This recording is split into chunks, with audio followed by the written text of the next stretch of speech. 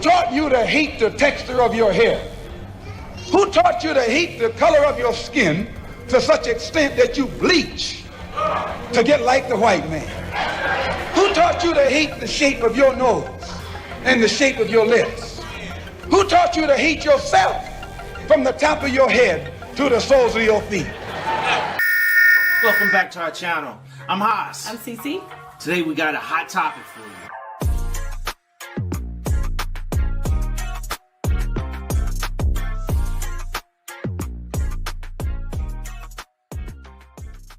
The global rise in Brazilian butt lift, or the BBL procedure, marks a dramatic shift in contemporary beauty ideals. At first glance, this trend appears to challenge Eurocentric beauty standards by celebrating fuller and curvier bodies. However, a deeper analysis reveals a more complex dynamic. Rather than rejecting Eurocentric norms, the BBL trend reflects a reconfiguration of these standards, now incorporating specific racialized features into a broader aesthetic that is still governed by whiteness, capitalism, and the digital culture. Historically, Eurocentric beauty standards have dominated mainstream media, fashion, and culture. It isn't just about looks, it's about self-worth, identity, and power. Colonization didn't just steal land and labor. It stole identity, making oppressed groups internalize the belief that whiteness is superior. This psychological warfare has been deeply ingrained for centuries, affecting how people of color see themselves and how society values them as well.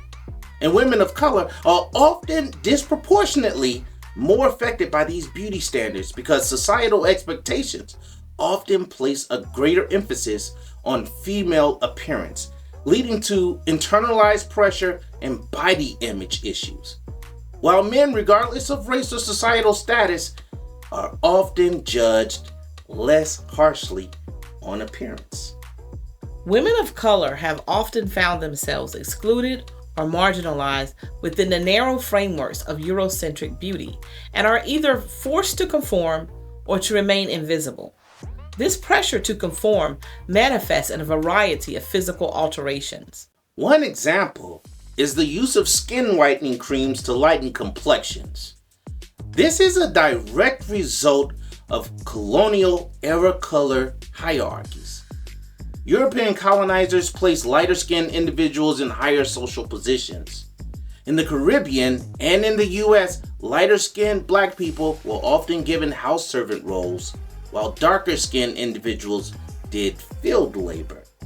In India and other parts of Asia, British rule reinforced the caste system, associating whiter skin with power and darker skin with lower status.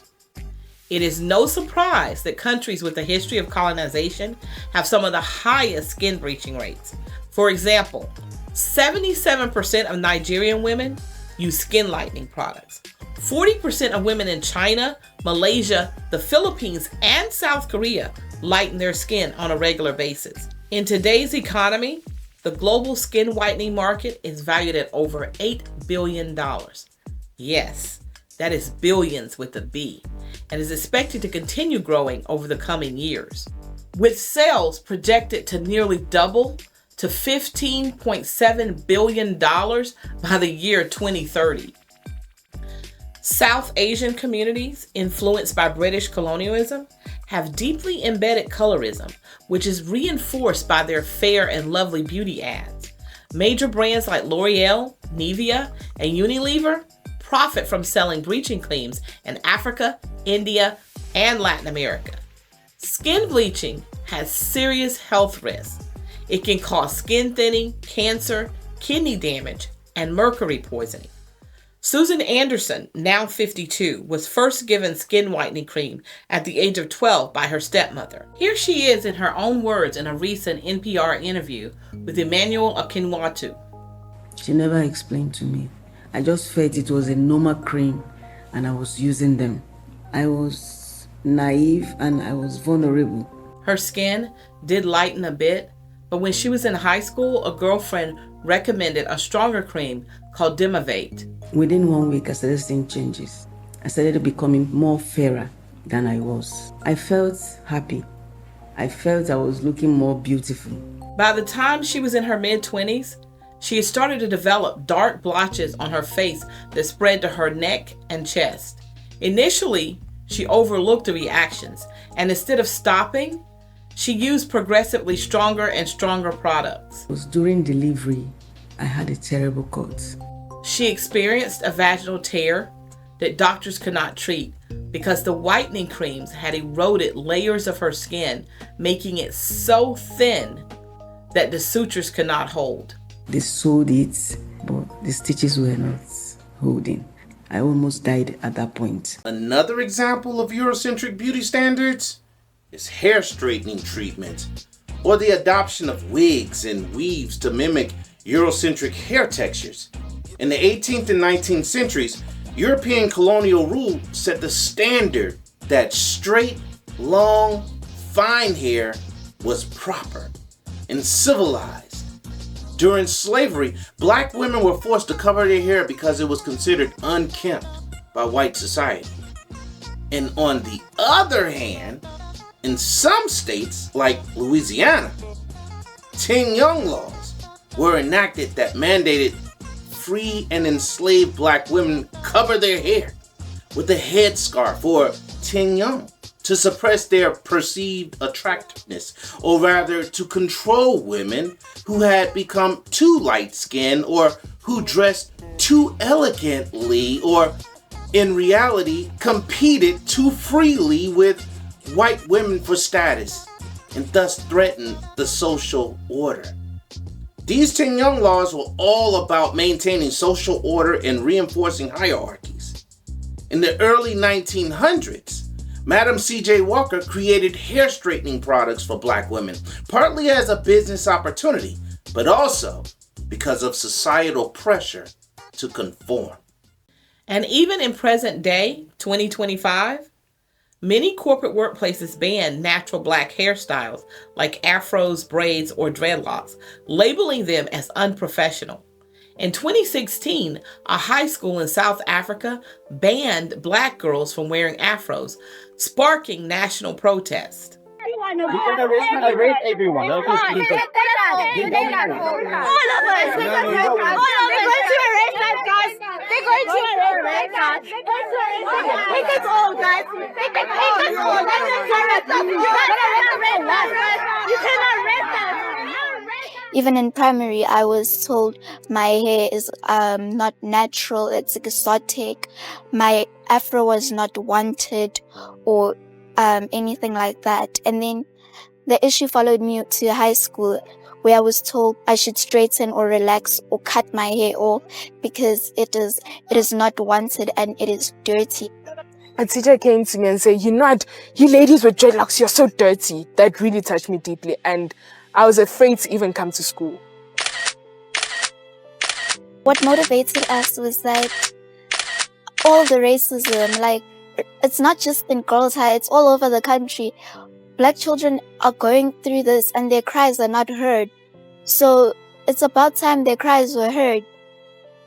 In the US, schools and workplaces have punished black students and employees for wearing natural hairstyles. In fact, in 2020, DeAndre Arnold in a school in Texas was suspended because the predominantly white school said his dreadlocks violated school policy.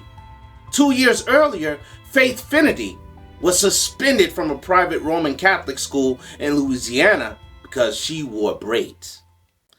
These incidents have led to the Crown Act, which stands for Creating a Respectful and Open World for Natural Hair, and is a law that prohibits race-based hair discrimination, which is the denial of employment and educational opportunities because of hair texture or protective hairstyles, including braids, locks, twists, or Bantu knots. But even with legislation to protect our rights to have dominion over our own hair, many of us still feel pressured to straighten our hair for job opportunities, social acceptance, and self-esteem. And I must admit that I too sometimes feel the pressure to conform. Black women continue to spend thousands on weaves, wigs, and straightening treatments. The black hair industry is worth over $2.5 billion. Weaves and wigs are often sourced from Indian and Asian hair markets, further fueling a global economy rooted in beauty oppression. Essentially, black people who are oppressed are buying hair from Asian people who are oppressed to look like their oppressors. Think about that. Even cosmetic eye surgery to create more Western-looking eyes, particularly among East Asian women, has become commonplace. In the 19th and 20th centuries, Western powers occupied parts of Asia, bringing with them Eurocentric beauty ideals. Asian features such as monolids, round faces, and fat noses were labeled as inferior by colonizers. Hollywood and Western media portrayed white women as the ultimate beauty standard, reinforcing these ideals. From face masks to serums promising glass skin, it's hard to avoid Korean beauty products if you walk down a beauty aisle right here in the United States. The beauty industry in South Korea is expected to be worth nearly $14 billion by 2027. But South Korea is also considered the plastic surgery capital of the world. Unrealistic body standards are leading many women to go to extremes. The most common surgery? Double eyelid surgery, which creates a more westernized eye shape. Over 50% of young women in South Korea undergo this procedure. Many Chinese and Japanese women also undergo nose jobs and jawline slimming surgeries to appear, less Asian and more refined. K-pop and Asian film industries favor lighter skinned and sharper nosed and bigger eyed actors. And whitening creams, eye enlarging makeup, and westernized facial structures are promoted heavily in Korean magazines and social media. Skin lightening, hair straightening and weave, and eye surgeries are transformations that are often seen as necessary, not just for personal validation, but for social mobility, career advancement, and basic acceptance in many professional and public spaces. In some industries and cultures, appearing closer to Eurocentric ideals is an unspoken requirement for employment, visibility, and success.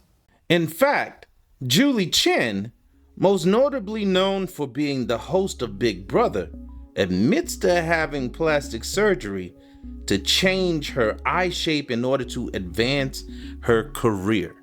I want to show you a side-by-side of how dramatic this surgery really was. I mean, if you look at the after, the eyes are bigger. I look more alert. Chen says she got the controversial surgery early in her career after she allegedly asked her boss if she could anchor a newscast. And he said, "You will never be on this anchor desk because you're Chinese." That boss told her her Asian eyes would limit her success. He said, "You look disinterested. You look bored because your eyes are so heavy. They're so small." She says the procedure catapulted her career. So, where does the rise of the BBL fit into all of this? The BBL culture has ushered in a sort of new beauty template, the slim thick ideal, which is essentially a hybrid aesthetic that demands a flat stomach, toned arms, wide hips, and a full round booty. While fuller figures have long been celebrated in many Black and Latinx cultures, they were historically stigmatized in mainstream white culture. Capitalism and social media also play a crucial role in shaping and sustaining these beauty ideals. The BBL industry is a global enterprise with many women traveling to countries such as Brazil, the Dominican Republic, and Turkey for more affordable procedures. These beauty economies are often under-regulated, and the pursuit of the perfect body is driven by profit motives more than by personal well-being. Social media platforms like Instagram and TikTok further exacerbate the issue by rewarding bodies that conform to the slim, thick ideal with likes, followers, sponsorships, and social capital. This creates a feedback loop in which women feel pressure to modify their bodies to remain visible and valuable in digital spaces. The popularity of BBLs brings to light issues of cultural appropriation and the commodification of racialized features. Black and brown women have historically faced hypersexualization, body shaming, and social marginalization for their natural curves. Today, those same features are celebrated when replicated artificially on white or racially ambiguous bodies. This dynamic reflects a colonial pattern of extracting and commodifying elements of non-white cultures while excluding or devaluing the people to whom they belong. The intersection of Eurocentric beauty standards and the rising popularity of BBLs underscores the complexity of the contemporary beauty culture. While celebrating our curvier bodies might seem like progress, it is often rooted in a selective, commodified aesthetic shaped by whiteness and capitalism. Despite being one of the most dangerous cosmetic surgeries, the demand for BBLs continues to rise. The surgery carries high risk, including fat embolism and death, yet many women undergo it due to intense societal pressure. A lethal fungal infection is putting dozens of women in danger, and the CDC and the World Health Organization are sounding the alarm. These are severe, life-threatening infections. At least 6 American women have died, all after plastic surgery in Mexico. Is this something that could happen in the US? Absolutely. My biggest fear is death. I haven't seen nobody walk home yet from this. For women of color, this pressure is often compounded by the need to conform to Eurocentric standards, while also performing a commodified version of their racial identity, an exhausting and often harmful balancing act. So, what can we do? In the families we create, we have to make sure that we enforce that self-love. We shouldn't fight lookism, which is appearance-based discrimination, by making everyone pretty according to the standards of the day. So I had to literally seek that out on myself to love my melanin. And why did I believe that beauty was the only way to empowerment and that it was the only way to have my voice heard? Recently, I have been encouraged by the generations behind me, particularly African-American women, embracing their beauty. Now I tell myself that all of those little unique oddities are the things that make me beautiful. Learning to love and accept my body had absolutely nothing to do with my body at all. I think that social media is a great way to physically put something in front of you that can be a constant encouragement. It may have temporarily empowered me as an individual, does not empower the collective with the beauty standards associated with it. It's a movement, and it's not just occurring here. It's occurring in other places. I kind of feel like social media is a plus now, because on my social media page, it's all these pages of people just praising Black women in all shades and all different hair textures. We need to actually rethink the way that we overlink appearance and worthiness. As cultural leaders, it is my prayer that as we take that walk forward as Black women collectively, that we bring the sisters with us from the places where they've gotten the tail of this thing, the skin bleaching. Body image begins with choosing our own definition of beauty. It's like African-American women are actually taking the lead in reclaiming our beauty. We must all push back against these standards. And pushing back against beauty culture starts with each one of us sharing our truth. Because our truth is our power. My way of showing up for you is if I need to put my body on the line, I'm putting my body on the line. The way that you're disrupting systems of oppression is making sure people acknowledge my humanity. We finna do this together. At the end of the day, it's important to remember that the war on beauty standards is a war on identity. Reclaiming our natural beauty is reclaiming our power. Well, that's all for today, guys. Please be sure to like, comment, and share this video. Stay beautiful, and we'll see you next time.